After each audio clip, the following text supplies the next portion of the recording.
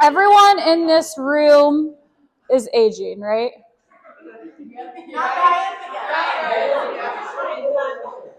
It's definitely better than the alternative of not aging. And yeah, so we cannot not age, right?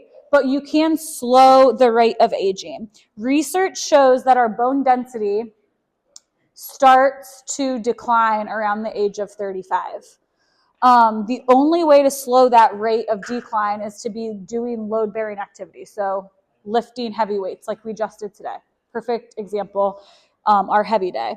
Your bones adapt to the heavier weights being lifted. And the same is also true that if you aren't lifting weights, your bones will become less dense. So they're going to become more fragile in theory over time. Okay. I was listening to a podcast a couple weeks ago about osteoporosis, and it got me thinking about bone density. And it was just like a decade ago that most physicians, I won't say all physicians, but most physicians thought that when you had osteoporosis, which if you're not familiar with that, it's a bone condition where your bones become like brittle, really weak and brittle. 100% it's diet and exercise related. However, they thought that if you had osteoporosis, your bones were too weak to incorporate any sort of load-bearing activity. Fast forward to 2025, today, we know that that's completely a myth. And physicians now, doctors now, if you do have osteoporosis, you are 100% doing weight-bearing activities all the time. Load-bearing activities to strengthen those bones. It goes back to Wolff's law, like I explained earlier. Your bones adapt to whatever weight is being lifted. Okay, so when you guys, is anybody familiar with osteoporosis? Okay.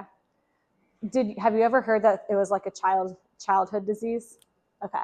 So, and the reason why they say that is because it's diet and exercise related. So the best thing, parents, that you can be doing for your children is having them do load-bearing activities. So jumping and landing, high like muscle movement activities, constantly varied, a variety of movements, and keeping it fun and engaging for your kids. There is a study on this podcast that I was listening to that individuals who ran, cycled, and swam, that's the only things that they primarily did in their adolescence and then into adulthood, their bone density decreased at a faster rate than the population who played basketball, tennis, and soccer as sports. And if you think about it, it makes total sense. The running, swimming, and cycling is the repetitive movements. But the basketball, tennis, and soccer are those lateral movements, right? You're going side to side a lot more. You're sprinting, you're running backwards. You're just moving your ligaments and bones in a lot of variety of ways compared to running, cycling, and swimming. You can compare that to CrossFit, right? It's a lot harder to find basketball teams, for example, in your adulthood, right? Like, how hard would that be? Like, hey, any other 32-year-olds want to play basketball with me? Like, nobody's going to do that. But it's a lot easier to come to a CrossFit gym and you're still practicing those 10 GPP skills that basketball, tennis, soccer are also practicing. Okay, so those same things that we want our children to be doing, load-bearing activities, eating a high-protein diet, and eating also not processed carbs, is the same thing that we want to carry into our adulthood. Okay, so if you are raising children and you raise them in that manner, they're going to be healthier than probably 95% of the United States. Let's go back to adults though. So when we're talking about bone density, and this is super important for women, there's a hormone in our body, estrogen, and all of us are probably familiar with that. Estrogen protects against bone loss. Does anybody know when you have the highest amounts of estrogen in your body? No, the highest amount. Yeah. puberty, pregnancy, and when you're ovulating. Those are the 3 times you have the highest amount of estrogen. In reverse, Peggy, you're right.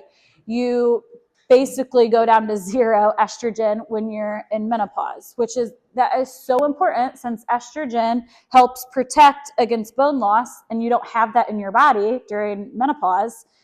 It's so important leading up to menopause and during menopause that you're doing load-bearing activities. That's the one thing that's going to keep those bones strong. In reverse, if you don't do that, and we see this all the time, as you age, especially ladies, the research shows that women have a higher chance of falling, and that's not surprising because their bone density is lower.